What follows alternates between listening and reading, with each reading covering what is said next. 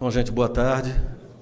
Nós vamos dar início, então, à nossa sessão temática número 7, que fala sobre estratégia digital brasileira. E os nossos panelistas, apresentadores já estão presentes. Temos hoje conosco a Miriam Wimmer, diretora de Políticas e Programas Setoriais em TIC, da Secretaria de Política e de Informática do Ministério da Ciência e Tecnologia, Inovações e Comunicações, que vai fazer uma apresentação, então, sobre a estrutura da estratégia digital, que foi colocada em consulta pública e vai tratar dos seus diversos eixos de atuação. Em seguida, também falando sobre a estratégia digital, iniciativas e etc., teremos o José Henrique, que é diretor de Tecnologias Inovadoras na Secretaria de Inovação e Novos Negócios do Ministério da Indústria, Comércio Exterior e Serviços, MDIC. E o secretário adjunto do Ministério do Planejamento, Angelino Oliveira, que também vai fazer a apresentação, vai encerrar o ciclo de apresentações. Bom, eu queria fazer uma abertura dessa sessão, comentando brevemente que as tecnologias digitais estão cada vez mais presentes na vida cotidiana de todos nós.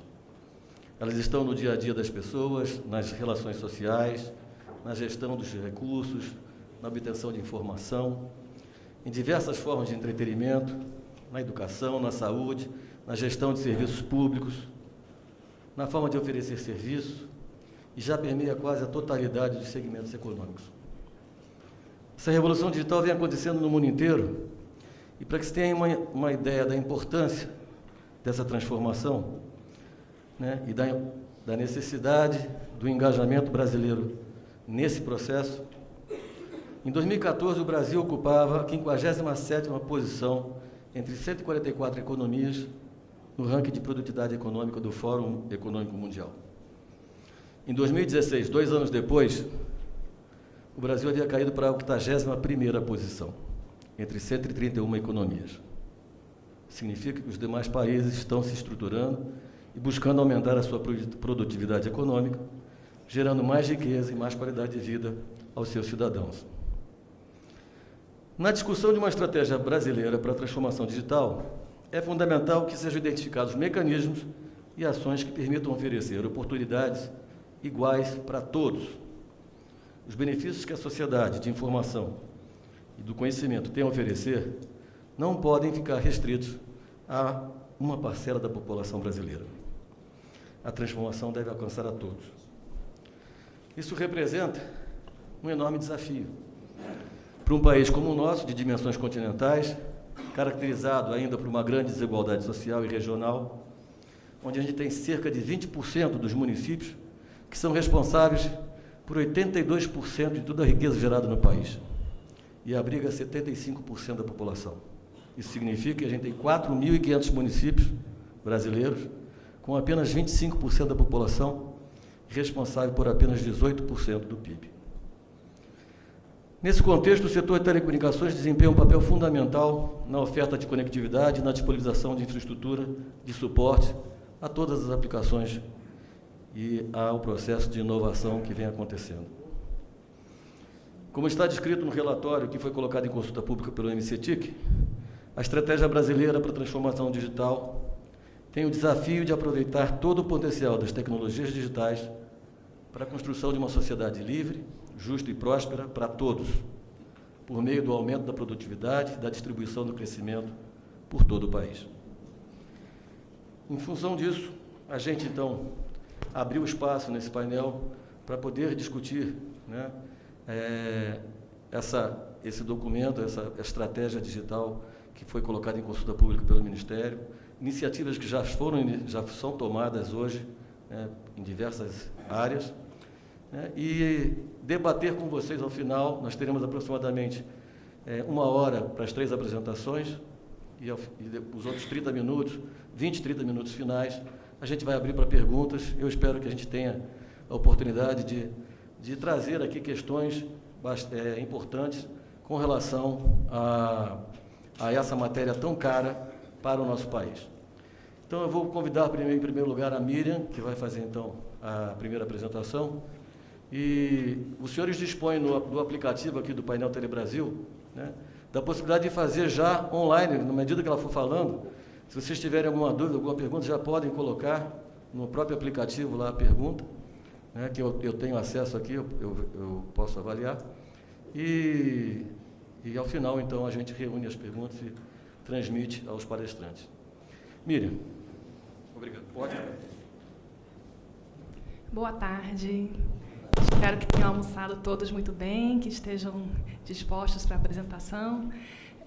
Eu queria agradecer inicialmente ao Alex, né, como representante dos organizadores, pelo convite para participar, e também dizer da minha grande alegria de dividir essa mesa com representantes de 2 ministérios que são muito parceiros nesse processo, né, o Angelino representando o Ministério do Planejamento e o José Henrique Menezes representando o MIDIC, né, como apresentado pelo Alex. E a minha satisfação é justamente pelo fato de que, quando a gente fala de estratégia digital, um dos elementos-chave é justamente buscar a concatenação e a articulação dos inúmeros projetos e políticas que existem na esfera da administração pública federal para lidar com a temática digital. E isso tudo parte a partir de uma constatação que eu acho que se torna cada vez mais consensual, de que políticas públicas para alavancar a transformação digital são estratégicas para o crescimento do país.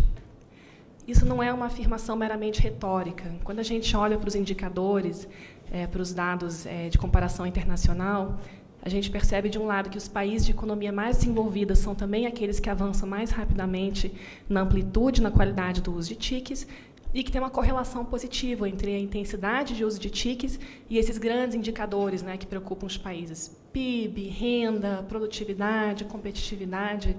Realmente partimos da visão de que as TICs, né, as tecnologias digitais como um todo, são um elemento catalisador, né, que permitem que um país dê saltos em sua competitividade, em sua produtividade e na sua relação com outros países.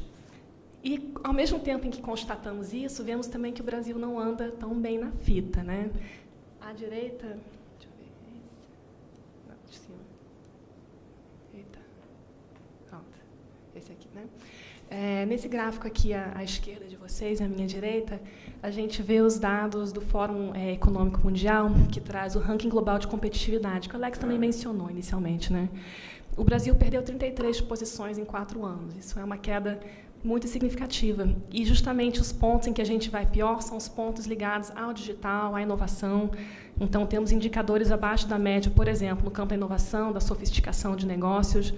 E, quando se fala em transformação digital, na verdade, a gente não pode ficar parada. A gente tem que correr o mais rápido que podemos para ficar no mesmo lugar. Se quisermos avançar posições, então, o esforço é redobrado.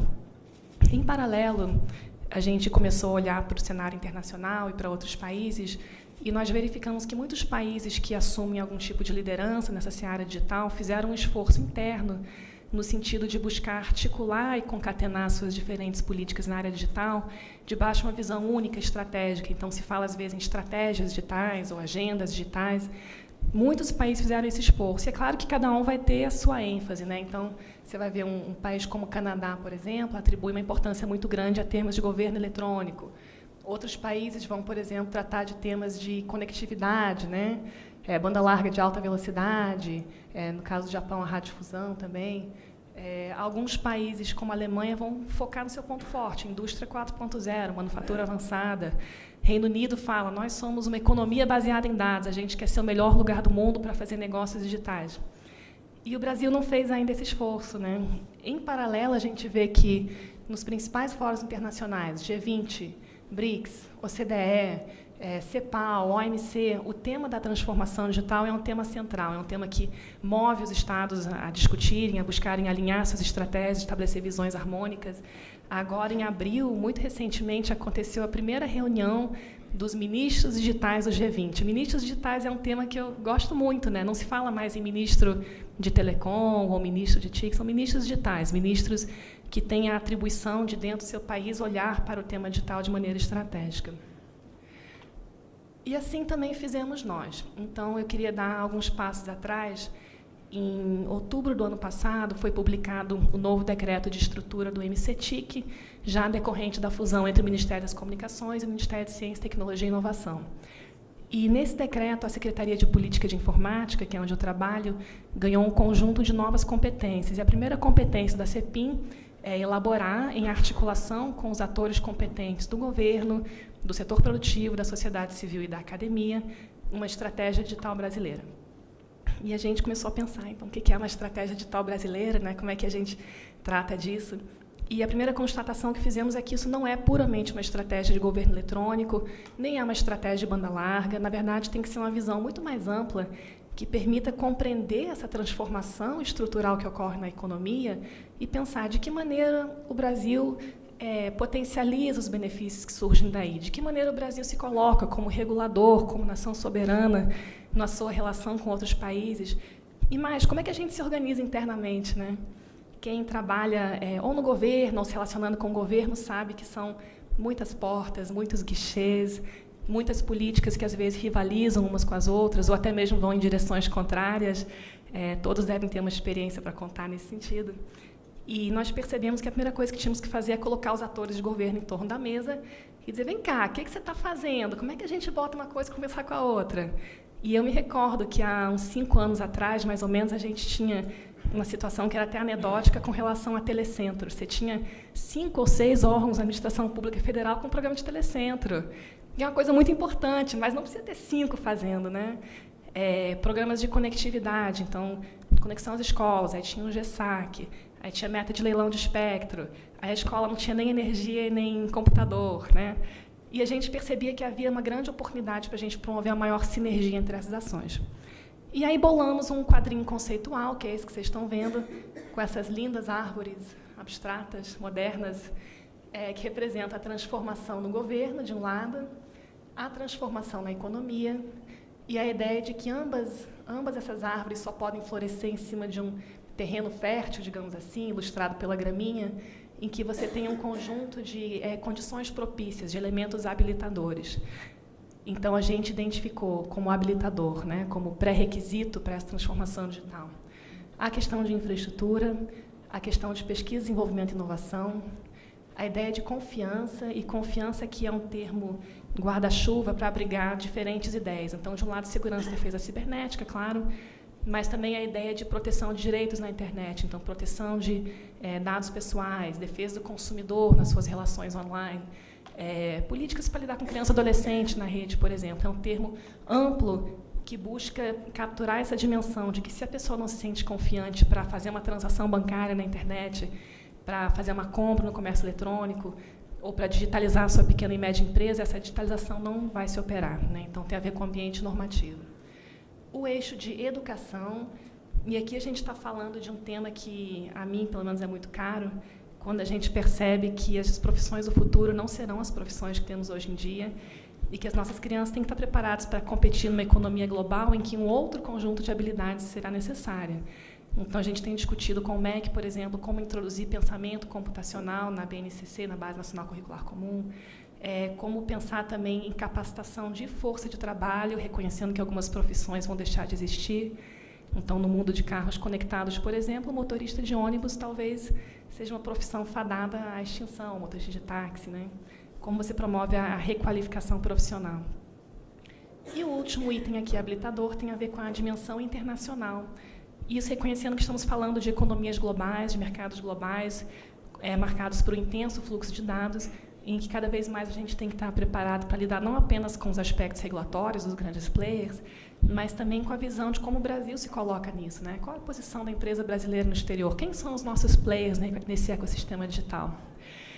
E aí eu não vou entrar aqui profundamente nos temas de transformação do governo, transformação da economia, porque acho que o Angelino e o Menezes vão falar um pouquinho a partir da perspectiva de seus ministérios, mas apenas para dizer que essas árvores se desdobram em caixinhas, né? São 7 caixinhas que representam, de um lado, a cidadania digital, né? Então, um conjunto de ações ligadas a governo eletrônico, transparência, participação, dados abertos. No outro canto aqui, a digitalização da economia, que fala na economia baseada em dados, indústria 4.0, internet das coisas, plataformas digitais, economia colaborativa, empreendedorismo. E, no meio, esses elementos habilitadores, dos quais faz parte, naturalmente, o eixo de infraestrutura, de ampliação do acesso e uso das TICs. Bom, a gente construiu, então, um documento a partir de um grupo de trabalho interministerial. Foi um GT composto inicialmente por 8 ministérios, mais a Anatel, coordenado pelo MCTIC, acompanhado par e passo pela Casa Civil. Mas, no processo de construção, nós acabamos envolvendo mais de 30 órgãos públicos. Então, foi uma agenda realmente muito intensa, muita conversa, muitas mesas de discussão. Fizemos um número grande de workshops, de seminários, de momentos de ouvir, de tentar entender como essas pecinhas do quebra-cabeça podem se encaixar de uma maneira que seja sinérgica, que seja produtiva. E a gente avaliou que o objetivo desse documento não é apenas ser uma carta de boas intenções, né, uma visão muito abstrata. Então, para cada um dos eixos que a gente identificou, a gente fez um diagnóstico, a gente apresentou uma visão, a gente elencou um conjunto de ações estratégicas para que a gente pudesse chegar nesse cenário vislumbrado e também buscamos identificar indicadores, preferencialmente com comparabilidade internacional, para que a gente pudesse, ao longo do ciclo de vida dessa estratégia, que se pretende seja de 5 anos, mais ou menos, avaliar como a gente está indo, né? E não só em relação a onde estávamos, mas em relação a onde o mundo está. Então, aqui tem alguns exemplos dos indicadores que nós já identificamos e é um trabalho, de fato, que ainda está em andamento. Então, falar um pouquinho do processo, né? De fevereiro a maio, a gente, então, teve esse trabalho intenso de discussão dentro do governo. A Anatel esteve presente, outras áreas do MCTIC, como a Secretaria de Telecomunicações, os ministérios parceiros, Planejamento, MIDIC, MINC, MRE. Estou esquecendo de alguém. Enfim, Justiça esteve também, Casa Civil... e a interlocução com os ministérios que, embora não estivessem no GT, estavam no nosso radar, digamos assim, temático. Então, o Ministério da Educação, por exemplo, foi um parceiro que se engajou conosco muito rapidamente, de maneira muito intensa, apesar de não estar no GT. Nesse período, aconteceu uma coisa que nós enxergamos de maneira muito positiva, né? O Conselhão, o Conselho de Desenvolvimento Econômico e Social, que assessora o presidente da República, capturou esse tema. A gente foi lá, apresentou e tal. E do Conselhão surgiu uma recomendação dirigida à presidência para que o Brasil elaborasse, até o final deste ano, até o final do segundo semestre, uma estratégia brasileira para lidar com a economia digital. E isso, por sua vez, se transformou numa determinação presidencial dirigida a vários ministérios, de modo que a gente atua, então, amparado agora por uma determinação com prazo. Isso é uma coisa que é sempre muito boa, porque GT sem prazo normalmente é uma desgraça, não sai nada, né? De maio a junho, então, fizemos várias rodadas de discussão com o setor produtivo, com a sociedade civil, os tais workshops que eu mencionei. E agora, no início de agosto, lançamos, então, a consulta pública em torno deste documento aqui, que quem já olhou sabe que é um documento meio gordinho, tem 100 e poucas páginas. O pessoal de relações governamentais está meio chateado, que a gente está dando muito trabalho. Mas é um documento que busca capturar essas visões que a gente construiu, que a gente discutiu dentro do governo. E esse é o momento, então, de entender se a gente está pensando certo ou se a gente está pensando errado. É um documento que está totalmente aberto a alterações, né? Isso aqui não é para ser uma pauta para comprar brigas com setores, enfim, para resolver os grandes problemas estruturais. É um documento cujo objetivo é dar um horizonte, né? Dar um norte, para onde estamos caminhando. Como é que a gente consegue conferir um pouquinho de estabilidade nesse cenário de TICs, de telecom, cenário digital, de uma visão, né? O Brasil sabe para onde está indo, quais são os nossos objetivos. Esse é o objetivo do documento. E a gente pretende, então, agora, a partir do fim da consulta, que é amanhã, dia 20 de setembro, analisadas as contribuições, a gente vai trabalhar na elaboração de uma minuta de decreto que vai, então, aprovar a estratégia. Por que a minuta de decreto? Porque a gente está falando aqui de ações que envolvem muitos órgãos públicos e que também geram efeitos para o setor privado. Então, do nosso ponto de vista, um decreto presidencial, conforme recomendado pelo Conselhão, é o melhor instrumento para você, dar força normativa a esse documento, atribuir responsabilidades e poder cobrar resultados. Então, esse é o nosso horizonte. Como eu mencionei, os capítulos estão estruturados de modo que todas tenham visão, ações estratégicas e indicadores. E desse esforço, então, a gente cruzou essa figura meio matricial, acho que dá para entender.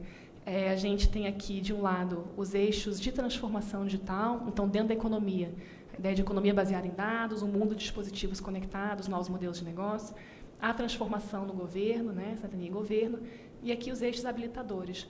E esses numerozinhos são o número de ações estratégicas identificadas, né? Certamente não está completo, certamente tem falhas, certamente tem pontos para serem corrigidos, mas é um primeiro esforço que resultou em 91 ações, 91 medidas que a gente pensa que podem ser tomadas num horizonte de 5 anos para a gente caminhar em direção ao cenário que a gente deseja.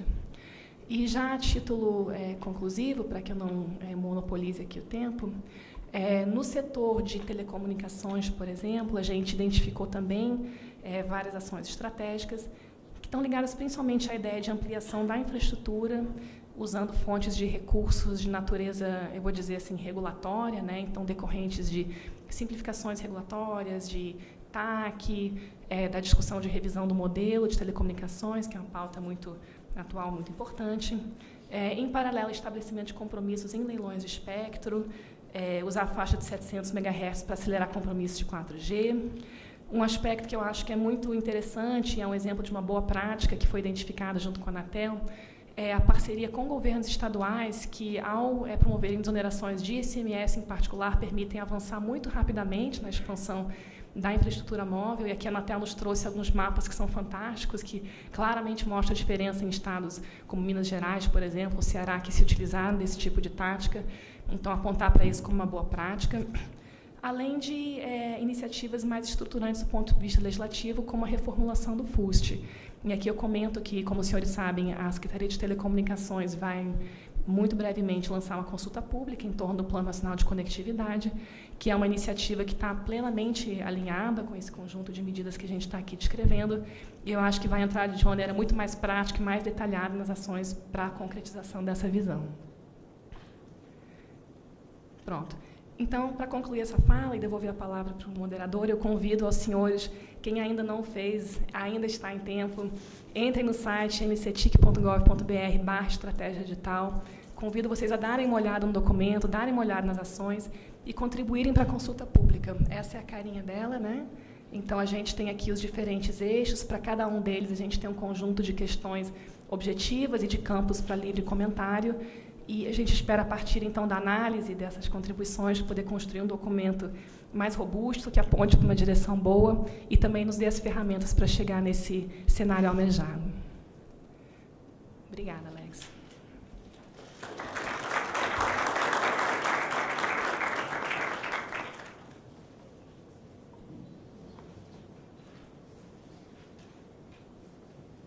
Bom, mais uma vez, então, eu lembro que as perguntas podem ser direcionadas via o aplicativo do painel ou mesmo no final, o pessoal pode levantar a mão e eu vou passar a palavra. Bom, dando sequência, então, às apresentações, eu vou convidar, então, o Zé Henrique, do MDIC, para falar, então, um pouquinho sobre a questão da estratégia digital, iniciativas, etc., dentro do âmbito do Ministério da Indústria e Comércio Exterior.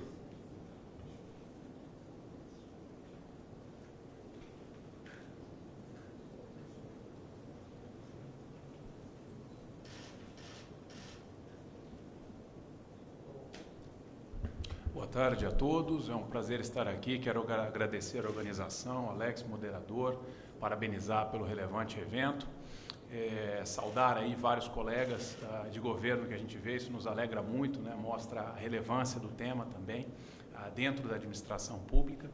E eu vou fazer um zoom out e um zoom in sobre alguns dos temas que a Miriam comentou, colocando um pouco da nossa perspectiva do Ministério da Indústria e Comércio. Eu represento aqui a Secretaria de Inovação e Novos Negócios do MDIC. A gente tem uma agenda muito forte voltada para o tema de empreendedorismo inovador, startups. Temos uma agenda muito forte no marco legal também, como um todo, né? A Lei do Bem, Lei de Informática, Lei de Inovação, o conjunto aí do marco regulatório que impacta a operação das empresas no país. Então, temos uma agenda muito relevante em termos de ambiente de negócios também, né? Temos uma agenda forte em capacitação, em recursos, talentos como input, como insumos para o processo de inovação, né? Em capacitação técnica, especificamente falando, né?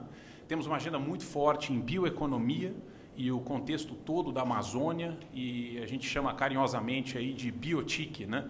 Os temas de bioeconomia mais relacionados com tecnologia da informação e comunicação também. A gente trabalha isso bastante no contexto da Amazônia Ocidental, especificamente, né? Enfim, temos uma agenda em propriedade intelectual, o INPI é vinculado ao Ministério, né? Então, tem um conjunto de temas aí que está diretamente relacionado com a estratégia digital, né? Mas, como eu mencionei, eu vou fazer alguns comentários mais amplos, numa perspectiva mais micro, e depois a gente aproveita o tempo que eu acho que é o mais relevante para conversar um pouquinho, né? Poder responder algumas perguntas aí com o restante dos colegas, tá? Esse slide aqui, eu prometo que são poucos, viu? É só para realmente contextualizar.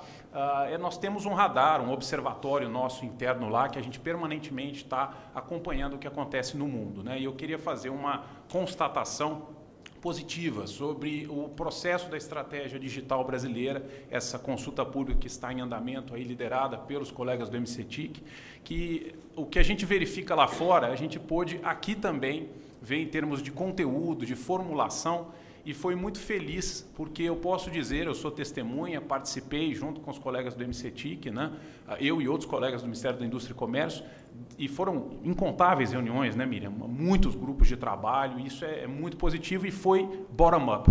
Não foi um processo, olha, é isso, isso e aquilo, né? Foi realmente os técnicos sentando, discutindo, debatendo todos os temas mais relevantes e chegando a esse processo que foi a consulta pública e está disponível aí na internet, né? Então, a gente pôde ver bottom-up, os técnicos se entendendo, que faz sentido o que está no documento da estratégia digital, né? Quando a gente compara com o que é debatido internacionalmente, né? Então, isso eu acho que é uma constatação relevante, a gente cruzou isso com o que a gente monitora no exterior e a gente se alegra que o documento, lógico, aprimoramentos sempre são possíveis, né? Por isso da importância da participação da sociedade civil e esse tempo todo que ficou aberto aí, ainda está aberta a consulta pública, né? Mas era só esse ponto que eu achava relevante compartilhar.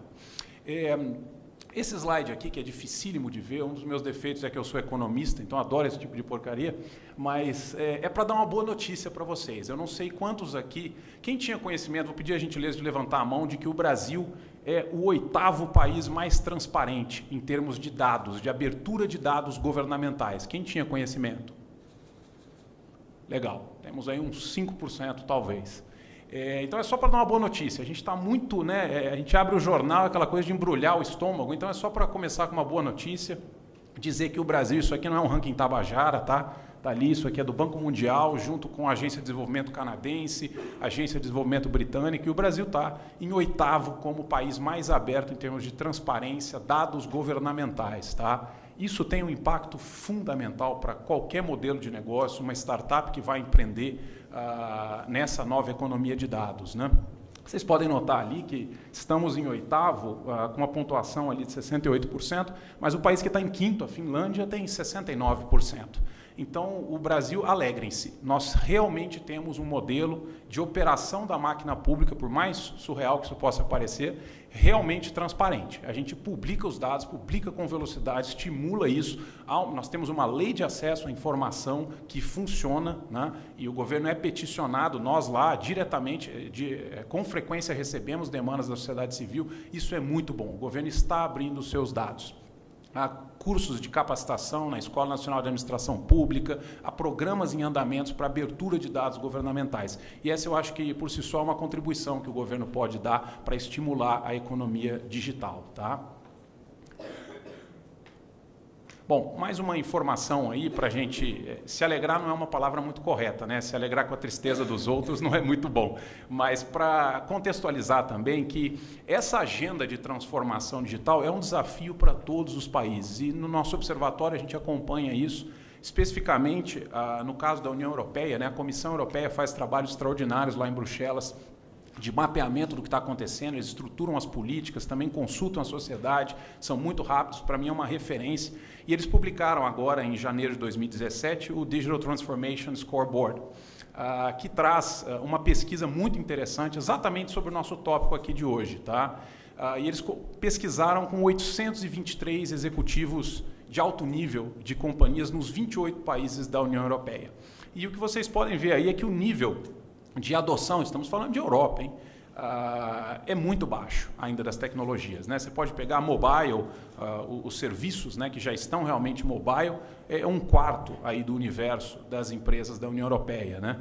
E aí você vai descendo até, enfim, Big Data, Analytics, 19%, Cybersecurity, é realmente muito pouco ainda, isso nós estamos falando da União Europeia, né? Então, é muito difícil. Esse processo de transformação digital, a relação entre o legado e a infraestrutura, seja pública ou seja das empresas, estamos falando de um grande desafio. Promover a transformação digital de uma nação, ainda mais da complexidade do tamanho do nosso, é muito difícil. Isso na União Europeia, com países, né, eles pesquisaram com os 28, obviamente você tem a Alemanha, tem França, tem Reino Unido, mas mesmo nos menores países ainda o processo é muito lento, né? Não podemos aguardar, evidentemente, não é porque lá que a coisa está devagar que aqui a gente pode ficar tranquilo, de jeito nenhum. É só uma constatação também da relevância dessa agenda digital e o desafio que representa para o mundo todo, tá? Aqui são só alguns extratos aí do estudo, e a gente vê lá, efetivamente, como nós temos uma agenda mais forte em capacitação, recursos humanos, né? Eu extraí só alguns aí que mostram que, não há ainda, em formação de recursos humanos, a turma não acordou. Para a gravidade, a Miriam brincou aqui, né, de motorista de ônibus, etc., é muito grave, pessoal. A indústria 4.0, né, o que a gente verifica, os dados, a McKinsey fez um estudo para o contexto mundial e pesquisou o Brasil em específico, nós estamos falando quase a metade dos empregos no país hoje são totalmente automatizáveis, né? E a gente ainda não acordou. Então, por exemplo, 1 em cada 3 companhias na União Europeia não tem esses skills, né? E isso, para mim, é bem otimista até, né? A gente tem interface com empresas, programas lá, políticas públicas, e a situação não é muito positiva lá também, tá? Enfim, são só alguns dados aí em termos de recursos humanos, do desafio que isso representa. Recursos humanos é um dos pilares, como a Miriam mostrou, do projeto, né, da estratégia digital brasileira. Bom, isso aqui é um dado da Harvard Business Review, recente também, foi feito com 783 CEOs, C-Level, né, os executivos, os principais executivos das organizações, e isso mostra como o ponto de inflexão digital é iminente. 56% desse universo entendem que é já, nós não estamos falando para daqui, né, 2017 a 2020, isso é hoje, né? Então, o nível da disrupção é tamanho que a ação, quem não acordou ainda vai perceber só o tsunami, né? Tem um estudo da KPMG que eu gosto muito, que mostra, eu não canso de comentar, porque realmente deixa claro o nível de disrupção que a gente vive, mas na época do pós-guerra, da Segunda Guerra Mundial, em média, uma empresa ficava 500 anos no ranking, ficava 75 anos no ranking das 500 maiores do mundo, né? Uma Standard & Poor's 500, Fortune 500, qualquer um desses índices. Isso em 2010 caiu para 11 anos. Em 2022, isso será 5 anos. Ou seja, a engrenagem inteira do planeta, os 500 maiores grupos econômicos que fazem o planeta girar, vai mudar, é um F5, é um refresh a cada 5 anos. Isso é muito violento, pessoal. Então, isso é violento para o mundo inteiro, por isso que a Europa também está patinando, Estados Unidos, desenvolver uma estratégia digital efetiva é um grande desafio e é para as empresas também, né? Não só para a administração pública. Esse dado aqui é a mesma pesquisa, tá, da Harvard Business Review, e ele mostra que é interessante, né, que você notar isso, é a importância, a porcentagem dos que responderam, os quase 800 executivos, líderes das empresas aí, mapeando os obstáculos para a transformação digital, né? E ali você vê número 1 disparado, 52%, os desafios, né, de reorganização interna, a mudança, a resistência à mudança, né, nas organizações, como terceira prioridade, aí eu acho que entra muito da ótica pública, né, que aí também é uma prioridade de política pública, formação de mão de obra, com 38% dos respondentes sinalizando isso. Depois a gente vai, né, o legado, a conversão do legado, né, para o futuro, como é que a gente lida passado e futuro, né, o custo, a complexidade da administração dos sistemas cyberfísicos. Depois entra ali em terceiro, em sexto, as dificuldades regulatórias, com 22%. As questões sensíveis, né, dos dados e de negócios, falta das tecnologias corretas, enfim, falta de acesso, né? Ele embaixo o political disquiet que eles colocaram, né, a incertidão política e tal. Então, só para registrar, né, a perspectiva de que a parte de governo, de política pública, sim, ela é fundamental para uma transformação digital de um país, mas as partes que são de competência do setor privado, é o próprio setor privado que está dizendo, da relevância, né, de um entendimento de acelerar esse processo. Não é tudo que é governo que tem liderança no processo. Pelo contrário, os próprios empresários estão dizendo que ali eu só listei algumas que diretamente nos afetam e estão contempladas na estratégia digital, né? Especificamente a parte regulatória, a formação de mão de obra e o contexto institucional de ambiente de negócios. Tá? Então, é só para sinalizar essa visão do próprio empresariado lá fora sobre o desafio da transformação digital. Tá? Aqui eu trouxe, a OCDE tem um trabalho só também para paralelizar e mostrar que, como eu mencionei ao começo, né? A estratégia digital brasileira, este documento que ora está em consulta pública, ele se alinha muito com o que tem de melhores práticas internacionais, né? E, basicamente, o que a OCDE fez, eles divulgaram um trabalho muito interessante, que é o Data Driven Innovation, e coloca 7 grandes eixos da ação. Primeiro ponto, reconhecer que a infraestrutura digital não é só banda, nós estamos falando muito mais do que isso. Dados é muito mais complexo, né? E esse é um primeiro ponto que foi colocado. Segundo, investimentos em dados, compartilhamento, reutilização, reduzir as barreiras para o fluxo desses dados, aí está muito correlacionado com o que mencionei sobre a abertura da administração pública, né? Isso é uma contribuição especificamente sobre esse eixo que a OCDE reconhece como prioritário. O equilíbrio entre a privacidade e direitos de PI, né? Se pegar, por exemplo, impressão 3D, ela abre um debate enorme sobre pirataria, propriedade intelectual, né? Precisamos lidar com esses desafios, né? Então, um eixo também fundamental é conhecido pelos países membros da OCDE. Foco nas pequenas empresas. Já está claro, os estudos demonstram que quem lidera o processo de transformação digital são os grandes grupos empresariais. E aí você tem uma constelação de pequenas empresas que está relacionada com esses grandes grupos e que, né, por decorrência, por exigência, muitas vezes, daqueles grupos aí, aos quais estão vinculados economicamente, comercialmente, acabam tendo que se adequar às práticas, né? Então, o Estado tem que olhar para as pequenas empresas como acelerar esse processo, né, de adoção, efetivamente, pensar em inovação baseado em dados, novos projetos, tem que ter uma atenção especial do Estado para pequenas e médias empresas, né? Recursos humanos, skills, né, acho que a gente já comentou um pouquinho aqui, mas é um eixo evidente, talento é crítico. Antecipar a força disruptiva da inovação baseado em dados. Estamos todos aprendendo, isso mundialmente falando, né? E o Estado, qualquer política, tem que conseguir viabilizar um radar, um grande observatório e traduzir isso permanentemente para as pequenas empresas, nos cursos de capacitação, nos vários eixos que a gente citou. O Estado tem que conseguir antecipar as informações, contribuir com as tendências também, né? E, por último, aí, o grande alinhamento, né, de governo, pensar dados como a nova pesquisa e desenvolvimento, achei muito interessante essa visão da OCDE, né? Sistemas de inovação, é um debate aí que vem desde os anos 80, 90 e tem evoluído muito, né? Tríplice hélice, isso e aquilo. Achei muito bacana essa visão de dados como nova pesquisa e desenvolvimento no contexto de sistemas de inovação, né? Isso não é nada trivial, é uma grande mudança, né, institucional.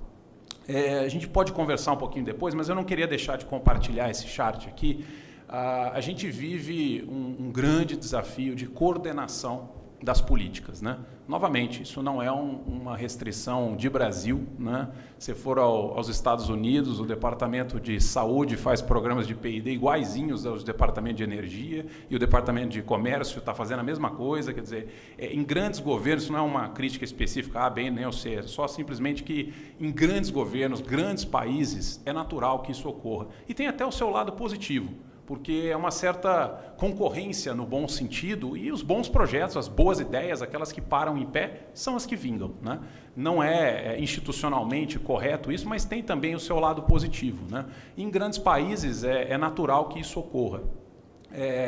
Eu me incomodo um pouco com esses rankings, aí vou respeitosamente discordar da minha colega Miriam, mas ela citou foi do Doing Business? Ou foi do World Economic Forum, né? O Competitiveness, perfeito. o Brasil é o 80º, era o 60º, agora o 80º, não sei o quê. Eu não consigo concordar em comparar o Brasil com, sei lá, Liechtenstein, com Coreia do Sul. Lógico, a gente tem que aprender com o que está sendo feito, bem feito, de sucesso, mas comparar o Brasil com Estônia, é lógico, o Tallinn é extraordinário, os caras trabalham em políticas de inovação, eles já têm cidadania eletrônica há 4 anos. Né? Vocês todos podem se tornar cidadãos eletrônicos da Estônia, vão na embaixada deles aqui em Brasília e saem com um CPF eletrônico da Estônia e pode abrir empresa lá, fechar, fazer negócio, transacionar, ter uma conta corrente. Temos muito que aprender, mas não me parece razoável a gente querer comparar. Temos que nos comparar com os BRICS, com França, com Alemanha, com países que têm um mínimo de complexidade como a nossa. Né? O Hausman, de Harvard, ele tem o projeto de complexidade econômica. Isso sim, para mim, é um índice que faz sentido. Né? É o Atlas da complexidade econômica. Quem não teve oportunidade ainda vale muito a pena, porque ali ele compara banana com banana e maçã com maçã. Então, é só para colocar que temos que relativizar um pouquinho esses rankings, aprender com eles, aprender com as boas experiências, mas também não esses rankings são ótimos para fortalecer o nosso complexo de vira-lata. E eu sou radicalmente contra isso. Acho que tem muita coisa interessante no Brasil que serve de lição para o mundo todo. É um grande laboratório o Brasil e me alegro muito com os avanços que a gente tem no nosso país. Esse chart é só para dizer como uma solução de encaminhamento. E aí eu já concluo nessa linha que nós precisamos de uma orquestração disso. Né? Isso não é uma proposta nossa, vocês podem ver que a MEI, a Mobilização Empresarial pela Inovação, isso já tem alguns anos, isso foi uma das propostas que a CNI, através da MEI, fez aos candidatos, aos presidenciáveis, né? Com o objetivo de criar a CAMIM, a Câmara da Inovação. A exemplo da Câmara de Comércio Exterior, que existe para o contexto de Comex, né, onde todos os ministérios sentam, tem voto, e todo grande assunto relevante para o país em Comex passa por deliberação da Câmara de Comércio Exterior. E a CNI fez essa proposta, que eu acho fantástica, e depende muito da influência dos senhores, da sociedade civil, perante a administração pública, para que esse tipo de estrutura institucional, organizacional, seja implementada. E aí a gente consiga ter uma ordem efetivamente, os projetos, a gente diminua a pulverização dos recursos, né, e consiga ter maior impacto em poucos eixos. Né?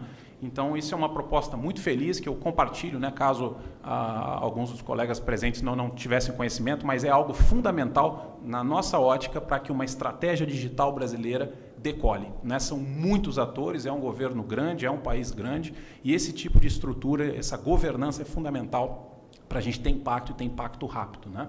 E concluo só puxando, né, do eixo aí de PDI, da estratégia, foi muito bem colocado ali, quer dizer, a gente tem que focar nos grandes desafios nacionais. Precisamos dessa governança para permitir que os atores que fazem política pública para a PDI trabalhem em conjunto, orientados nos mesmos grandes projetos para resolver os grandes problemas nacionais. É para isso que a ciência, tecnologia e inovação deve existir, para resolver os grandes problemas da sociedade.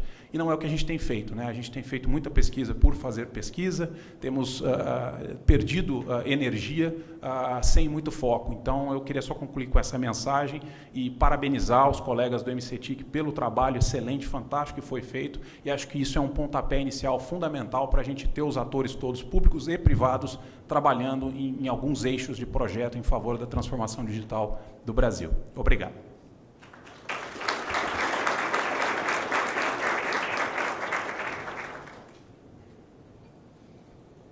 Bom, sem mais delongas, eu vou passar a palavra então para o Angelino, para fazer a apresentação dele. Depois a gente então inicia a parte de debates. Boa tarde a todos. Obrigado, Alex, aí, pelo convite da organização para trazer aqui a palavra do Ministério do Planejamento. Eu que passo aqui, não é isso?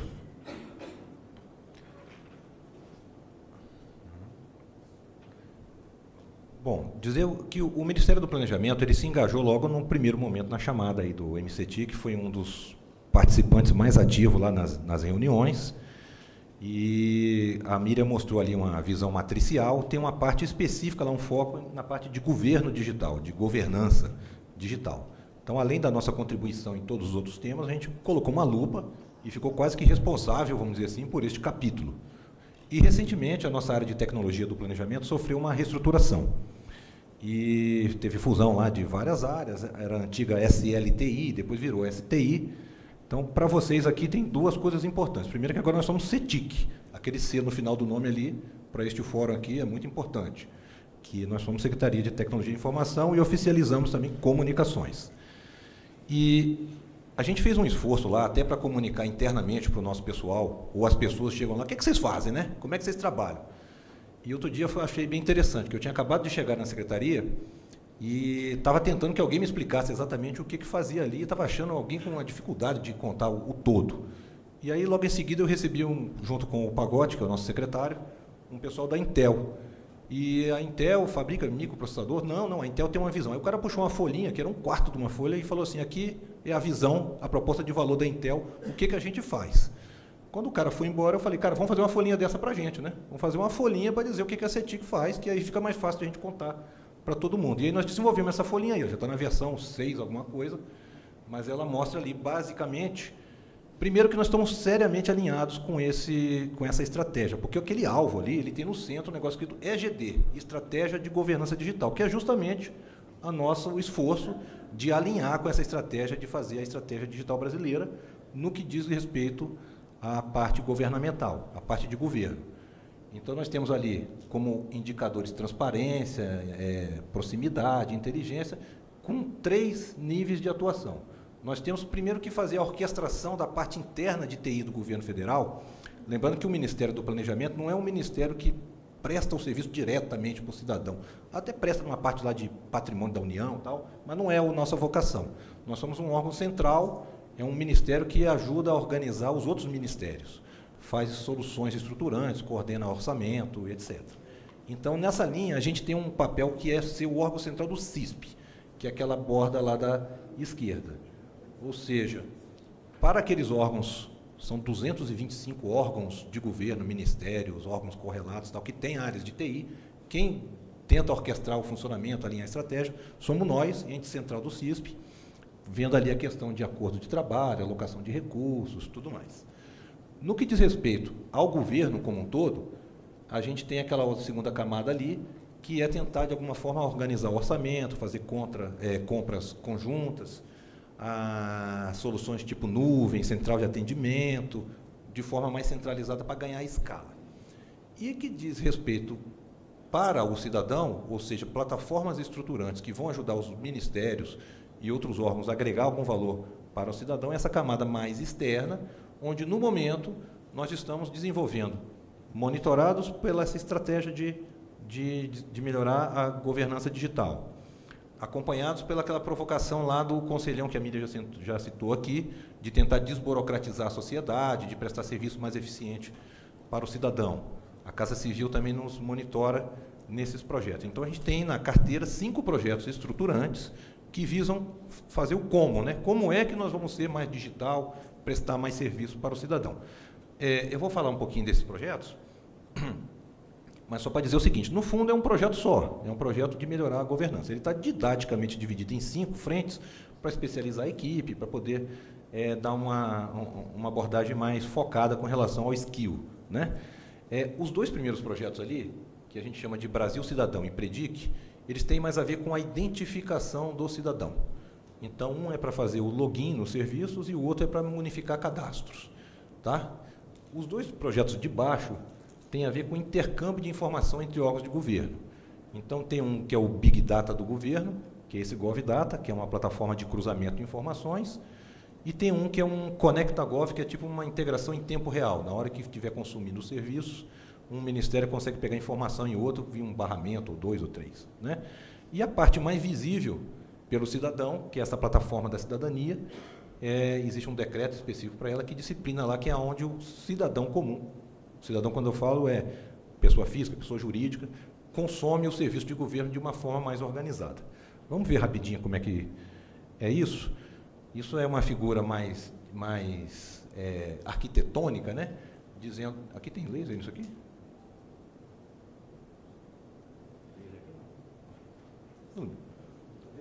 Vermelhinho laser. Ah, tá.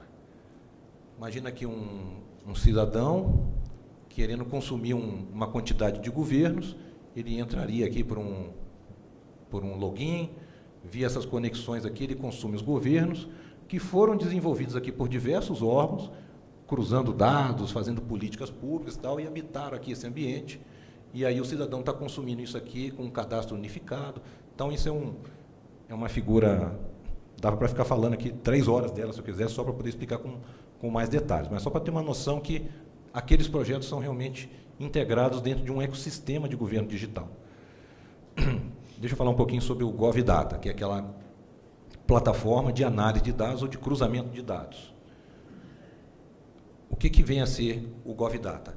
Ele é um repositório, ele é prestado pelas 2 empresas públicas, Serpo e Dataprev, onde o governo colocou, o Ministério do Planejamento colocou ali na largada as 30 principais bases de governo de interesse comum da esplanada. CPF, CNPJ, CAGED, RAIS, aquelas que o pessoal precisa cruzar para ver se a política pública está eficiente, se está tendo fraude, né? E essa plataforma dispensa aquilo que os órgãos antigamente faziam. O cara queria fazer um cruzamento de dados. O que ele fazia? Pedia lá, por exemplo, a Receita Federal, fazia um dump da base, levava para o ambiente dele, comprava uma máquina, comprava ferramenta de discovery, de analytics, não sei o que fazia, levava 7, 8 meses para fazer um serviço desse. Conforme o poder aquisitivo do Ministério, isso é mais rápido ou mais lento, né? Ou mais efetivo. O que a gente pensou? Já que todo mundo tem essa necessidade, vamos criar um ambiente unificado e vamos oferecer isso como serviço com as empresas públicas. Então, as bases já estão lá, as bases são pagas pelo Ministério do Planejamento, exceto a base específica, por exemplo, do Ministério da Pesca. Aí ele sobe a base dele para aquele ambiente, ao invés de fazer o dump de todas as outras, e cruza lá já tem as ferramentas, tem consultoria, e a ideia é que no final ele consiga extrair o resultado do cruzamento. Então, isso é o GovData. Já falei disso aqui. Como é que funciona? O Ministério ele tem preservada a questão de gestão da base, ou seja, não é qualquer um que, pelo fato de estar lá, pode sair cruzando qualquer informação. Então, cada órgão que é dono de base, ele é consultado. Olha, o Raimundo Duarte quer consultar a campo do CPF, não sei de quem ali. Aí a gente vê se o Raimundo pode cruzar, tal, tem autorização, e aí a gente devolve lá para o CERP configura quais são os campos que podem ser usados nos cruzamentos, e ele executa aqui num ambiente todo compartilhado, né? E lá já tem as ferramentas de análise, a infraestrutura é compartilhada, e as 30 bases inicialmente já estão lá. E aí, no final, ele salva ali os painéis, as consultas que ele fez, e isso serve para reuso. Então, o próximo que for chegar lá não precisa mais fazer os mesmos cruzamentos que o Raimundo já fez. Pode fazer novos cruzamentos, né? E o Raimundo não pode ainda porque ele não é do governo, mas futuramente... Está rindo aí, né, bicho? Bom, o ConectaGov. O ConectaGov, só simbolicamente representando, vamos lá, meu filho, é uma proposta de interoperabilidade diferente do GovData. O GovData é para grandes massas de dados, um negócio feito offline lá. O ConectaGov é assim, você vai lá tirar o seu passaporte. Aí você tem que levar o seu comprovante que você votou. Poxa vida, não tenho. Ou tem que levar o meu certificado de reservista. Também não tenho. Como é que funcionava até outro dia atrás, antes do decreto 90/94? Né? Você ia lá no órgão do governo, que é o Ministério da Defesa, ou no Tribunal Eleitoral, que é outro órgão do governo, pega um papel e leva lá no terceiro órgão do governo, que é a Polícia Federal. Né? Se é tudo governo, por que um governo não busca lá no outro? Então, qual que é a ideia? A gente conseguiu alguns barramentos de interoperabilidade que consigam chamar uma API, ou buscar um dado, ou passar uma autenticação via... Né? Eu já loguei no governo, por que eu vou fazer outro login quando eu entro no outro serviço? Já está, né, o single sign-on. Isso funciona. Por que eu citei o decreto 90/94? Porque ele, de certa forma, ele antecipa o efeito disso para o cidadão. O decreto fala que vale a boa-fé. Se o cidadão sabe que já tem uma informação sua numa base do governo, e você está num órgão e aquele órgão não consegue puxar aquela informação, você pega lá um post-it na hora, escreve lá, eu votei, e dá para o cara o comprovante de que você votou. Para que o órgão não fique cheio de post-it lá, ele vai correr atrás da gente para fazer a solução automatizada. Aí vai ficar bacana para todo mundo. Mas hoje já está valendo isso. A plataforma da cidadania, existe um decreto 8936, Isso aqui eu extraí lá um pedaço do decreto, só para dizer o seguinte, lá no artigo 3 desse decreto 8936, fala assim, plataforma da cidadania é um bicho que tem 5 componentes. Ele tem um portal único para prestar serviço de governo, ou seja, você não precisa saber cada um dos ministérios ou sites. Nós temos um local, vou no governo, está lá a lista do serviço. Tem um mecanismo único de acesso, que é um login, que a gente vai ver que é o projeto que chama Brasil Cidadão. Tem uma ferramenta automatizada para que o cidadão consiga peticionar o que ele quer e acompanhar. Tem uma ferramenta para que o cidadão consiga, no final, botar as estrelinhas lá, igual no Uber, né? Foi bom, foi ruim, foi mais ou menos.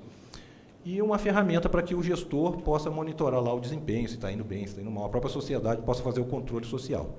Então, a plataforma da cidadania é isso. Isso está sendo desenvolvido, a gente deve lançar uma primeira versão desse portal de serviço agora até o final de outubro. Já existe lá, serviço.gov.br, mas não está bonito, não. Vai ficar mais ou menos legal para merecer um lançamento agora a partir de outubro. E aí tem uns componentes que são ali que já falei, né? Tem a ferramenta de estrelinhas, tem lá os barramentos, o login, etc. Isso é uma figura mais simbólica para dizer vários componentezinhos, para dizer que o projeto por dentro tem vários subprojetos, né?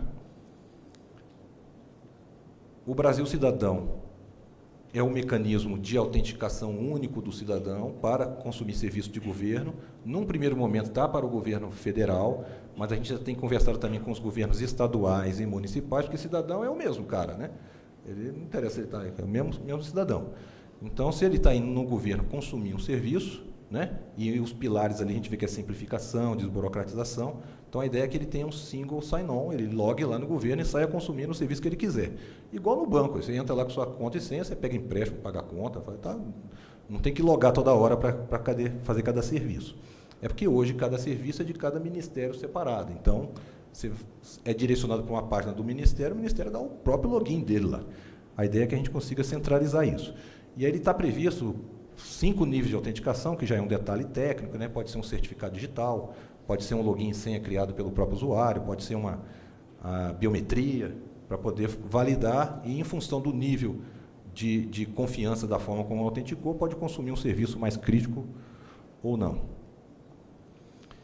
E a Predic, para concluir, que é a plataforma de reconhecimento digital do cidadão, é uma unificação de cadastro, basicamente. Imagina que o cidadão hoje tem cadastro em tudo quanto é serviço público que ele consumiu, ele foi obrigado a fazer um cadastro. Num ele está com o nome de solteiro, outro está com o nome abreviado, o endereço errado.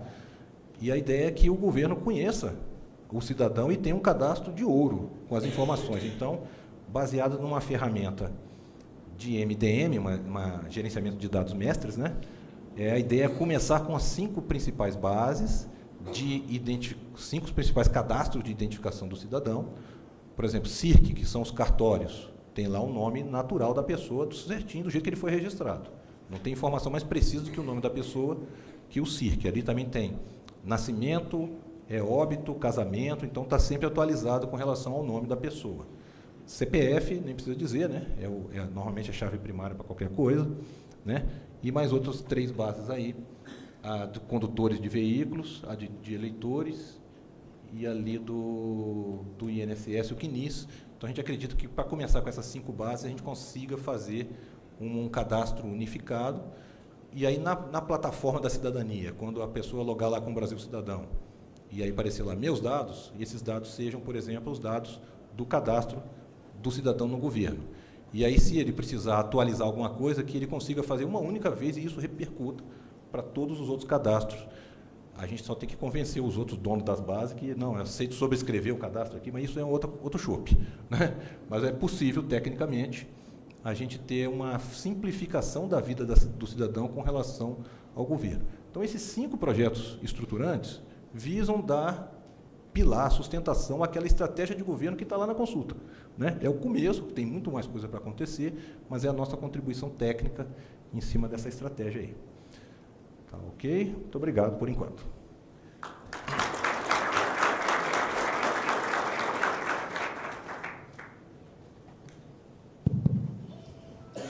Bom, então vamos dar início à nossa sessão de perguntas. eu vou, para aquecer o debate, eu já vou fazer algumas perguntas aqui para a mesa, né, e depois abro para a audiência. Bom, como foi comentado aqui pelos palestrantes, a estratégia digital brasileira está em consulta pública até amanhã, né? Para aqueles que estão familiarizados com a consulta pública, né, para cada um daqueles eixos que a Miriam comentou, por exemplo, infraestrutura é um deles, né, confiança digital é outro, e assim por diante, foram propostos no documento uma série de ações, né? Nessas ações, todos nós somos convidados a elencar 2 ou 3 ações que a gente entende que são mais importantes dentro daquele eixo, né? O setor de telecomunicações está fazendo, na nossa contribuição, nós vamos elencar essas ações que achamos mais importantes, né? E, naturalmente, existem também ações que a gente entende que, além de não serem muito importantes, eventualmente deveriam sofrer alguma alteração, por isso o documento foi colocado em consulta pública para aperfeiçoamento. Então, a gente também está, nas perguntas subjetivas, colocando observações com relação a algumas ações que a gente entende que deveriam sofrer alguns ajustes e realçando outros. Agora, uma coisa que eu gostaria de comentar é que várias ações nos diferentes eixos, elas dependem de adequações do marco legal, certo? Então, por exemplo, no eixo da infraestrutura, né, recursos que, a princípio, deveriam ser utilizados, estamos contando que sejam utilizados para que possamos levar a conectividade, né, para aqueles 4.000 e poucos municípios que correspondem, como eu mencionei na minha fala, a 18% do PIB brasileiro, né, eles dependem de adequação legal, do marco legal, principalmente do marco legal. Por exemplo, o FUS, como mencionou a Miriam, né, o PL 79, BLS 79, né, e outros projetos de lei que estão em tramitação e outros que ainda nem colocaram sob tramitação. Então, a primeira pergunta que eu faço, até porque se dependemos desses recursos, se dependemos desse ajuste, quanto mais tempo a gente perde para fazer esses ajustes no marco legal, né, é um eventual atraso ou algum impacto tem nessa estratégia, nesse projeto. A pergunta que faço, a primeira pergunta é essa: como alinhar as iniciativas, então, do Legislativo com as do Executivo, com as ações que estão colocadas lá no documento de estratégia digital que se referem à questões de ajuste do marco legal. O regulatório eu entendo que é mais fácil, mas pode ser mais rápido, mas o legal é mais complicado. Alguém se habilita a responder? Miriam. Eu me habilito a toda. Eu sou mais interessada. Alex, obrigada pela pergunta. Eu acho que você tocou numa questão crucial, porque, como você comentou, o documento como um todo está baseado na ideia de criação de um ambiente propício para que a transformação digital se concretize na economia, no governo, na sociedade. E a ideia de ambiente propício tem um componente normativo muito forte, né? A gente precisa de um marco jurídico que, na sua totalidade, incentive investimentos, que proteja direitos, que encontre um adequado balanço entre essas duas coisas. E para responder a sua questão, de fato, tem um número grande de ações estratégicas que apontam para ajustes no marco legal. Seja pela percepção de que há lacunas, então tem temas que não são endereçados normativamente, ou não são de maneira absoluta, ou não são de maneira adequada, seja porque existe uma discussão legislativa já em andamento que não está andando na velocidade desejada ou que não está bem encaminhada. E a gente está imaginando que esse documento vai ter 2 efeitos com relação a esse tema. De um lado, a partir das ações estratégicas, a gente imagina que já seja possível derivar muito rapidamente os grupos de trabalho ou os grupos de interesse, enfim, necessários para construir os marcos jurídicos que estejam faltando. Então, o decreto que vai sair. Então, foi aprovada a estratégia, tem lá 90 ou 100 ou 50, sei lá, ações estratégicas. Uma das ações estratégicas vamos falar hipoteticamente, aperfeiçoar a legislação de direitos autorais, né? A partir dali já pode sair muito rapidamente um grupo de trabalho para, no prazo de 60 dias, apresentar uma minuta de projeto de lei e ser encaminhado ao Congresso para lidar com isso. Então, a gente quer que cada ação dessas gere filhotes. Mas, num segundo nível, eu acho que esse é um ganho importante desse tipo de documento, é que ele serve de parâmetro para o Poder Executivo se relacionar com o Congresso Nacional. Então, no momento em que o Poder Executivo, de maneira uníssona, alinhada, diz, olha, para nós, governo federal, é importante que o encaminhamento seja isso, isso é uma base para discussão com o Congresso muito diferenciada de iniciativas isoladas de determinados setores, né? E aí eu comento que, nesse trabalho de interação que a gente tem feito com a Casa Civil, uma coisa que eles nos cobram com grande frequência e pedem realmente é que nós identifiquemos pautas legislativas prioritárias para articular a atuação do governo no Congresso Nacional, para, enfim, acelerar a sua implementação ou propor as emendas que sejam necessárias. Isso é uma coisa que já está em andamento. Inclusive, obviamente, o PLC 79 está lá no topo, né? Esse que é muito fácil, mas, inclusive, convido os senhores, tendo conhecimento de projetos de lei ou iniciativas legislativas que sejam importantes para esse tema, que nos alertem quanto a isso, porque existe, sim, uma intenção de estabelecer prioridade àqueles PLs que sejam urgentes ou necessários para que a transformação digital aconteça. Oi. Deixa eu falar um pouquinho sobre a questão da legislação no que diz respeito à legislação antiga atrapalhar a tecnologia, né? Às vezes você faz uma solução dessa de intercâmbio de documentos, aí tem uma norma, tem uma lei e fala o seguinte: recolha a cópia da identidade e guarde por 5 anos a cópia. Aí o cara fala, está até interligado aqui, mas eu estou pedindo porque tem uma lei que manda guardar o papel por 5 anos, que não faz o menor sentido mais. Então, alguém tem que vir na esteira, limpando essa legislação da era industrial, para a gente trabalhar na era digital, né? Não adianta a gente tentar fazer uma revolução digital com a legislação da era industrial. Um dos aspectos que agora que a gente esbarrou nele assim de frente agora, nessas últimas semanas, é a questão do sigilo fiscal das informações. Vários desses cruzamentos que a gente gostaria que fossem feitos para eliminar fraudes e tudo mais, não, isso aqui a Receita ou o INSS não pode liberar, até o próprio Ministério do Planejamento, porque tem um sigilo protegido, tem uma lei que fala que não pode saber a renda do cidadão. Então, por exemplo, a Receita Federal pode conversar com a Receita Estadual para fazer cooperação para tributar, para arrecadar, aí pode. Mas para poder cortar um benefício do Ministério, você pode cortar, mas você não pode dizer quanto que o cara ganha, né? Porque se ele é dono de uma Ferrari e está ganhando Bolsa Família, não posso dizer que você está invadindo o sigilo pessoal. Então, você está deixando de ser efetivo porque você não tem uma legislação inovadora de proteção da informação no que diz respeito ao que tem que ser protegido, né?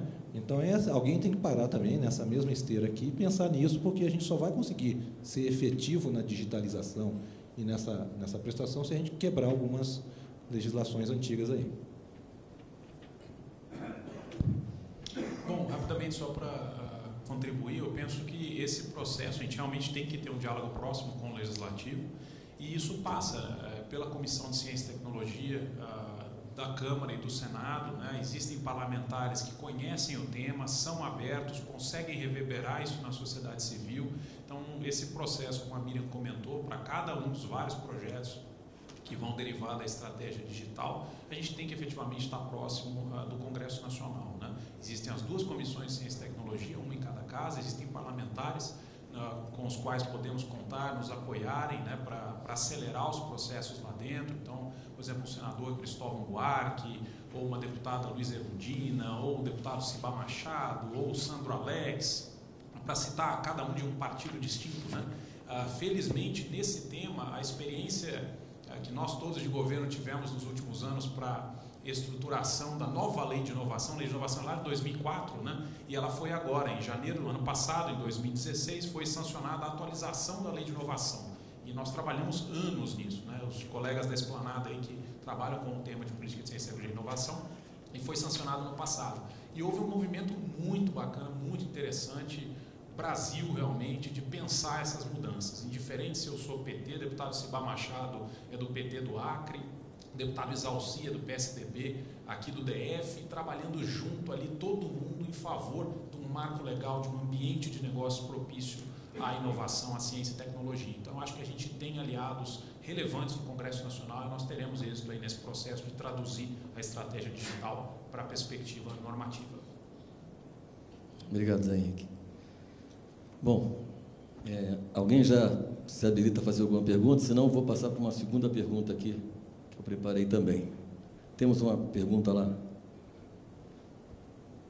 Por favor, eu gostaria só que a pessoa se identificasse, né, falasse o seu nome e a empresa que trabalha e pudesse fazer a pergunta. Oi, boa tarde. É Cristiane, sou diretora jurídica da Brinco. Eu gostaria de entender de vocês como que dá toda essa coalizão desses interesses e dessas premissas que constam do EBTD com relação a, por exemplo, a Política Nacional de Segurança da Informação, né? Essa seria uma pergunta.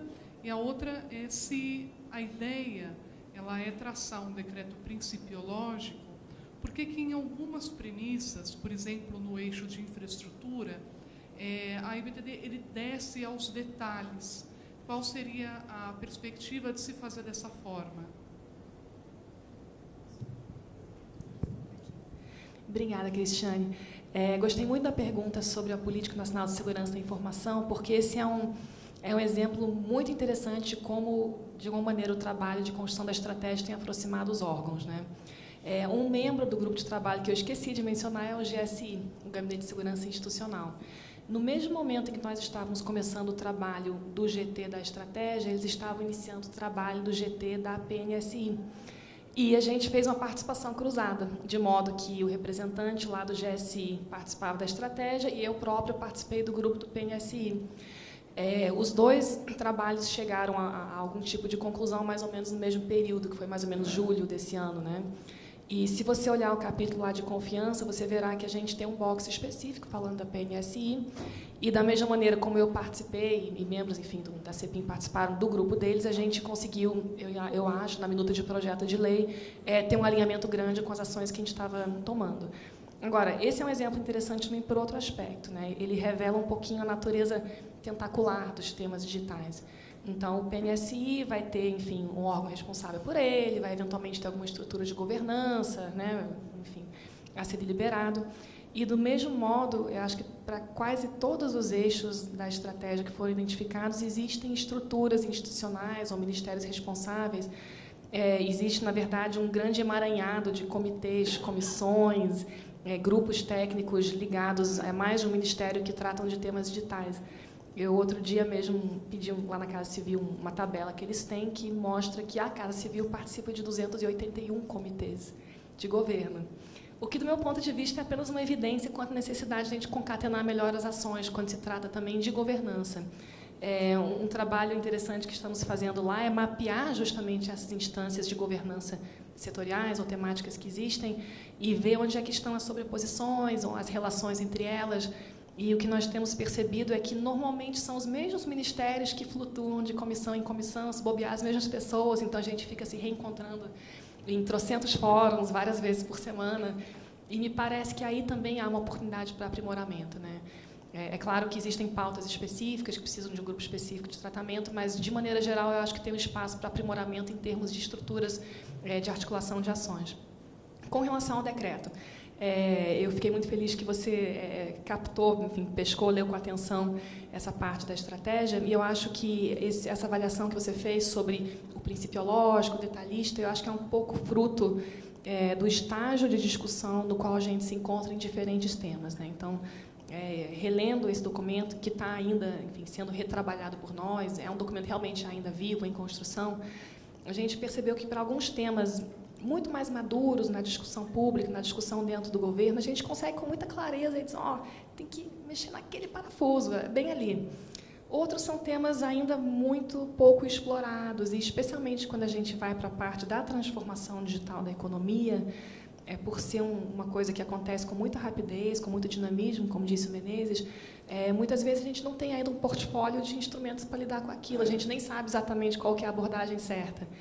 E a gente está olhando para as experiências internacionais o tempo inteiro, para tentar compreender. E aí a gente vai ter uma abordagem mais afirmativa em termos de regulação, a gente vai ficar mais hands-off. E, em muitos casos, isso repercutiu no documento final como uma visão principiológica. Então, lá na parte de dados, né? Criar um ecossistema que seja favorável à inovação, mas que proteja direitos. Bom, ninguém pode discordar disso. Como é que a gente vai implementar? É o passo seguinte. Então, de fato, a gente percebe que tem uma discrepância no nível de concretude das diferentes ações. Isso tem a ver, eu acho, que com o amadurecimento do debate. E eu acho que no decreto, quando a gente vier a trabalhar a minuta, já com base, enfim, nas contribuições da consulta pública, a gente vai conseguir concatenar, talvez, de uma maneira mais clara, assim, o que é visão, né? O que é para onde a gente está olhando, o que é ação decorrente. Então, como eu mencionei agora, de repente a gente vai extrair uns 5 GTs aí dessa estratégia para fazer alguma coisa num prazo determinado. Né? Por outro lado, talvez haja temas que realmente a gente vai ter só uma visão e não vai ter ainda ações concretas para implementá-las enquanto o debate está amadurecendo. Eu acho que é um pouco essa a ideia mesmo. Realmente vai ser um documento que vai ter diferentes níveis. Alguém quer comentar? Alguma outra pergunta? Bom, eu vou fazer uma nova pergunta aqui. A Miriam comentou rapidamente com relação mencionando a questão da estratégia digital brasileira com o Plano Nacional de Conectividade, né, que vai, inclusive, ser objeto de uma apresentação aqui no próximo painel, que começa às 16 horas e todos estão convidados. Né. E, bom, com certeza nesse painel, que vai ser, o Arthur vai ter a oportunidade de entrar em bastante detalhe de como, o que se está se pensando em termos de um Plano Nacional de Conectividade, né. A preocupação que a gente tem é que a gente sabe que, conforme os números que eu mencionei no início da minha fala, né, são muitos municípios com pouca gente e gerando uma riqueza pequena, né, em relação ao PIB total, 18%. Então, a gente sabe também que não vai ter recurso, né? Pega os taxas, pega os recursos oriundos da eventual aprovação do PLS 79, pega os fundos setoriais, ainda assim não vai ter recurso suficiente para atender todos os municípios. Então, há necessidade de priorização do uso desse recurso, inclusive até para a questão da gente não levar a infraestrutura e essa infraestrutura não ser efetivamente utilizada, né? Então, a ideia é que se busque associar projetos de levar a infraestrutura e também levar o estímulo à demanda, seja através de um subsídio direto, indireto. Isso vai ser discutido com mais detalhes no próximo painel. Mas, nesse momento, eu gostaria de perguntar também aos colegas, eu acho que o setor de telecomunicações, ao longo da história, pelo menos o que eu lembro, que eu tenho trabalhado na Telebrasil, vem defendendo a desoneração tributária, até para... Tínhamos não só no setor produtivo, mas também naqueles tributos que incidem diretamente ao consumidor, ao usuário, né? No sentido de que isso geraria demanda, facilitaria a disponibilização de infraestrutura. Mas a gente sabe que o país hoje vive um momento delicado do ponto de vista econômico, né?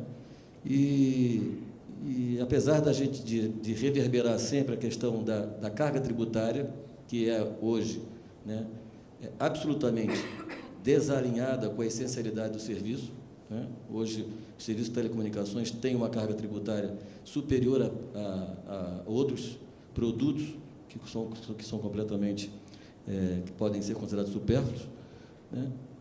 Mas a nossa preocupação é a seguinte: apesar desse reconhecimento, a gente entende que isso não se torna uma realidade, né? Pelo contrário, a gente vê até ações no sentido de aumentar a carga tributária sobre o setor de telecomunicações. E o que preocupa também é com relação a outras iniciativas, por exemplo, né, aos SVAs, Serviços de Valor Adicionado, né, que são responsáveis também pela inovação, pela disponibilização aí de aplicativos que desempenham um papel importante nessa transformação digital. E a pergunta, então, depois dessa colocação, a pergunta que eu faço é a seguinte: como enfrentar, então, essas iniciativas de desoneração tributária, de redução de tributos, a questão da incidência de tributos sobre pequenas startups que prestam serviços SVAs, como o Executivo, né, estaria se estruturando no sentido de evitar esse tipo de consequência? Alguém responde? Zé Henrique. Pode ser difícil responder, né? Mas acho que o contexto é muito difícil, fiscal, né? Eu entendo que a Miriam pode complementar com a visão dela, mas que a estratégia digital, ela não partiu os debates de modelos em termos de, não, vamos desonerar A, B ou C, porque é mais estratégico, porque efetivamente não há espaço para isso. Não há espaço em 2017, não há em 2018, possivelmente algum em 2019, e aí é um outro debate, né? Mas o contexto atual do país inviabiliza grandes projetos. Mas o que eu diria na perspectiva não de desoneração, Alex, ou tributária, é que a gente tem condições de utilizar a máquina pública, aí a estratégia deixa isso como das ações estratégicas em mais de um dos eixos, né? É o poder de compra do Estado, é direcionarmos isso para ciência, tecnologia e inovação, grandes projetos, né? Encomendas públicas e, com isso, melhorarmos o ambiente como um todo, né? Mas eu, em termos de desoneração, efetivamente, eu diria que não há perspectiva. Zé, deixa eu aproveitar, então, só para você ver se você pode completar, com relação a linhas de financiamento, então, para essas startups, para essas novas empresas. Já tem alguma coisa com relação dentro da estratégia digital? A Miriam pode comentar, talvez, na estratégia digital, mas eu posso mencionar do contexto atual do país. Já existem projetos, né? Quer dizer, FINEP, BNDES, várias instituições de fomento trabalham com prioridade agora para o tema de startups, né? A FINEP lançou o edital de startups, né? O Ministério da Indústria e Comércio tem um programa de conexão startup-indústria, junto com a BDI, né? E, então, existem uma série de iniciativas para startup, né? Financiamento, propriamente dito, é um público muito difícil em qualquer lugar do mundo, né? Porque são instituições que estão começando, seus ativos são intangíveis, e num banco usual, ela bater a portinha do guichê ali, ela não vai conseguir nada, né? É uma negociação muito difícil, assimétrica, né? E a gente trabalha para viabilizarmos, sim, algum modelo. No atual contexto, nós estamos falando de editais, que inclusive já estão operando, né? Se eu puder complementar, Alex, eu acho que um pouquinho do que o Menezes comentou tem a ver com a necessidade de articulação entre ações de governo. Então, vamos lá, o dinheiro é curto, não tem dinheiro para tudo. Uma primeira coisa que a gente tem que fazer é estabelecer prioridade, em termos de importância e também em termos de prazo. Uma segunda iniciativa tem a ver com assegurar que os programas governamentais dos diferentes ministérios não rivalizem entre si. E o exemplo de startup é muito interessante porque tanto o MIDIC, quanto o MCTIC, quanto o FINEP, quanto mais uma penca de órgãos públicos têm lançado programas de startup, o que por si só não é ruim, desde que esses programas estejam articulados pensando nas diferentes fases de vida de uma startup. Então, o Menezes conhece aquela curvinha maravilhosa, né? Começa, aí tem o Vale da Morte, aí tem a expectativa, enfim. O Inovativo e o Startup Brasil, por exemplo, focam em momentos diferentes do ciclo de vida das startups. Então, é um exemplo bom de programas de governo que se complementam, né? Concordo integralmente com relação à questão do poder de compra e eu ampliaria essa discussão também para a discussão sobre demandas governamentais no caso de infraestrutura de telecomunicações. Esse foi um ponto que você mencionou um pouquinho. Como é que a gente concatena as demandas de conectividade do governo com as exigências de ampliação de infraestrutura que podem decorrer de editais de espectro ou de obrigações regulatórias, né? Um exemplo muito interessante com o qual nós nos deparamos quando a gente discutia estratégia com o Ministério da Defesa foi o exemplo da Amazônia Conectada, que foi um projeto que buscou estabelecer parcerias entre o Ministério da Defesa, mas também entre o poder federal e o poder estadual, né, os órgãos de governo daquelas esferas, justamente para identificar onde havia demanda e atender aquilo primeiro. E uma vez a infraestrutura colocada, gerou-se um ecossistema positivo em que outros prestadores de serviço poderiam prestar seus serviços, surgimento de diferentes modelos de negócio, enfim, toda uma dinamização da vida regional ali em torno do projeto Amazônia Conectada, que não foi por acaso, foi uma coisa concebida e realmente planejada com esse intuito. E quando a gente vê o planejamento, por exemplo, com um programa ambicioso, inovador, olhando para frente em termos de ter um Brasil 100% digital, de prestar serviços digitais aos cidadãos, de novo a gente percebe uma oportunidade de articulação de iniciativas, e o objetivo da estratégia é essa, né? Então, se a gente coloca no mesmo documento que a gente vai fazer A, B, C, então vamos ver como é que eles conversam entre si. Por fim, sobre tributação, só para concluir, eu acho que o Arthur vai falar muito melhor do que eu sobre os mecanismos tributários, mas eu novamente daria destaque à importância e à possibilidade de engajamento forte dos estados, e quando a gente fala de telecom, a maior carga tributária é estadual, né, ICMS. A gente até desonera, né, Fistel, tenta e tal, o impacto não é tão significativo. A gente tem iniciado um diálogo com as secretarias estaduais de Ciência, Tecnologia e Inovação. Tem um fórum chamado Consect, que é justamente que reúne os secretários, E eu tive lá na última reunião desse fórum, que acontece inclusive lá no Ministério, apresentando a estratégia e convidando os estados a se engajarem em esforços parecidos. E Pernambuco, por exemplo, já tem uma estratégia que é muito interessante, muito bacana, e eles buscam justamente aquela lógica de fazer mais com menos. Não tem muito dinheiro, então vamos tentar organizar nossas iniciativas para que sejam mais eficientes. E a gente vislumbra também ali uma oportunidade de discussão com os estados, no sentido de exportação de boas práticas, né, como as políticas estaduais de exoneração de ICMS em troca de ampliação de cobertura. E um elemento importante nisso, eu acho, é transmitir ao poder local que você corta aqui, mas você ganha 3 vezes lá na frente, né? Que isso são políticas que têm um efeito de transbordamento, de ampliação, de crescimento da economia ali naquela esfera federativa, que muitas vezes são maiores do que a exoneração que é dada no primeiro momento. Então, esse esforço a gente tem buscado empreender. Uma pergunta aqui.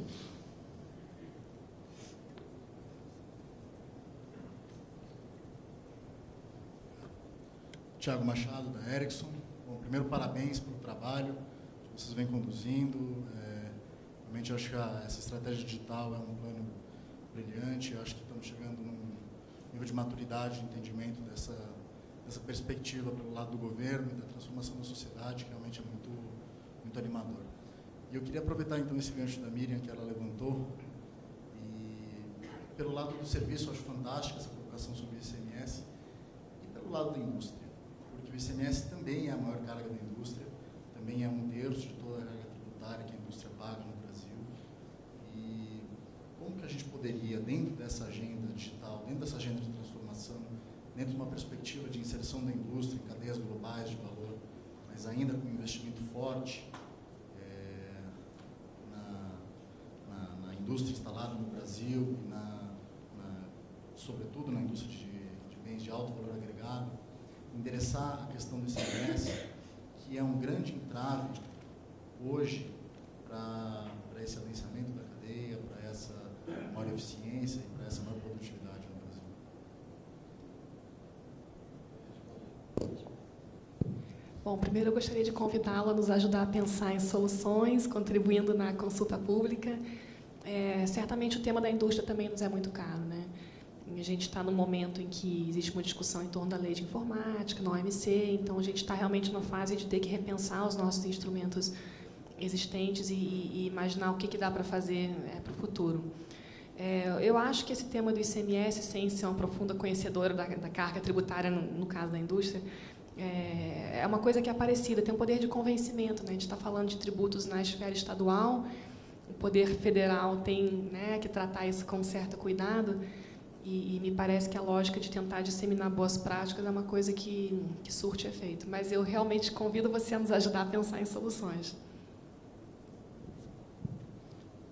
Bom, nós estamos chegando quase no finalzinho. Eu tenho uma última pergunta, mas eu dou prioridade à audiência, se tiver alguém que queira fazer uma pergunta. Então, vou fazer uma última pergunta aqui, à mesa também, que é o seguinte. A estratégia digital, como a Miriam mencionou, ela vai muito além de acesso à internet, ela vai muito além de acesso a aplicativos, acesso a conteúdos, etc. Nós estamos falando de IoT, nós estamos falando de machine to machine, nós estamos falando de cidades inteligentes, né? É um mundo enorme, né? E a estratégia digital tem esse desafio de buscar ações e programas e planos e políticas que possam acelerar, né, o engajamento do Brasil e colocar o Brasil bem posicionado a nível mundial. No passado, algum tempo atrás, né, o governo ele veio pensando na possibilidade de facilitar o acesso, principalmente àquela população mais carente, o acesso aos serviços governamentais, através de serviços de tarifação reversa na internet. Por exemplo, um 0800 para a internet, por exemplo. E isso facilitaria que, no momento que o governo está disponibilizando, e o Angelino comentou aqui algumas questões interessantes com relação a iniciativas governamentais, mas está disponibilizando, então, à população serviços digitais governamentais, né? A minha pergunta é, existe algum encaminhamento no sentido de se viabilizar, porque eu sei que foi feito o piloto, mas depois do piloto eu, pelo menos, não sei se a coisa avançou, né? Mas algum recurso, alguma maneira de se fazer um 0800, uma tarifação reversa, para facilitar o acesso da população carente a esse tipo de serviço? Não, assim, do ponto de vista nosso, isso está na camada de acesso. A gente está trabalhando assim, prestando serviço e torce para que tenha mais soluções possíveis para que isso popularize, né? Mas está fora do escopo da Secretaria de TI, de TIC do planejamento, esse tipo de estratégia. Não sei se tem alguém aqui na mesa que tem. A gente, então, Alex, como você bem lembrou, foi em 2012 ou 2013, eu acho que a gente a gente começou uma discussão dentro do governo federal sobre o que a gente chamou de banda larga 0800, que nada mais era do que tarifação reversa no SMP. Naquela época, inclusive, não tinha ainda, acho que o Marco Civil não estava aprovado ainda, não tinha ainda aquela discussão sobre zero rating, se viola ou não viola a neutralidade de rede, uma coisa que estava surgindo naquele contexto, foi pré-Marco Civil, certamente. E o que a gente imaginou lá na Secretaria de Telecomunicações naquele momento é que talvez uma barreira importante ao acesso a serviços públicos governamentais fosse a barreira do acesso, e considerando a popularização do serviço móvel pessoal, dos dispositivos cada vez mais baratos, tentar baratear o acesso por meio de tarifação reversa fosse uma maneira de superar essa barreira de entrada. Então, a gente fez um piloto, foi um piloto simples, realizado lá em São Sebastião, que envolveu 70 ou 80 pessoas, né, em parceria com as empresas de telecomunicações. E a gente teve um resultado positivo no sentido de que as pesquisas que foram feitas com aqueles usuários apontavam que a tarifação reversa, se não tivessem que pagar, cessariam com mais frequência, sites de governo, enfim, que haveria ali sim um incentivo.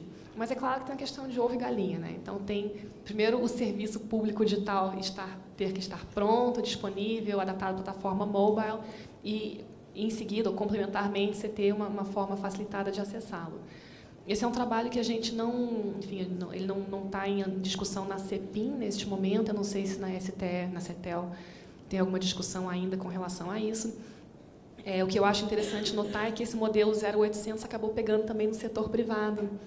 Então, naquela época, a gente tinha poucas parcerias, né? Alguns grandes grupos, acho que Bradesco, com a Claro, tinha uns 2 ou 3 exemplos apenas de serviços de tarifação reversa sendo ofertados, e hoje é um modelo bastante mais popular, além do próprio zero rating, que é uma coisa amplamente disseminada. Então, me parece que é um tema que tem aí uma oportunidade de prospecção futura, embora eu não tenha conhecimento sobre se, nesse momento, tem alguma iniciativa em andamento. Também, talvez exista também outras soluções algumas alternativas mais modernas, mais populares. O pessoal pensa muito em hotspots públicos, por exemplo, escolas que estejam conectadas, talvez via o satélite da Telebrás, que possa abrir ali o uso de noite, quando não tiver o pessoal tendo aula, os próprios órgãos públicos em torno dele também abrir a rede para massificar o uso da população, que usaria a rede pública já ociosa em alguns horários, né? Isso vinha complementar. Eu acho que fica um campo aberto aí para várias outras ideias mais inovadoras do que não só a parte de escada aí, como via 0800. Bom, gente, eu queria agradecer imensamente ao Zé Henrique, a Miriam e ao Angelino pela presença aqui hoje, né, e também parabenizar pela iniciativa, né, ao final desse processo, esse decreto vai ser muito importante realmente para que a gente tenha um instrumento formal para que a gente possa alavancar ações no âmbito legislativo, no âmbito do próprio executivo, mas voltadas ao fortalecimento dessa transformação digital no país. Então, eu queria agradecer muito, pediria a todos uma salva de palmas para os três, e agradeço a todos a presença.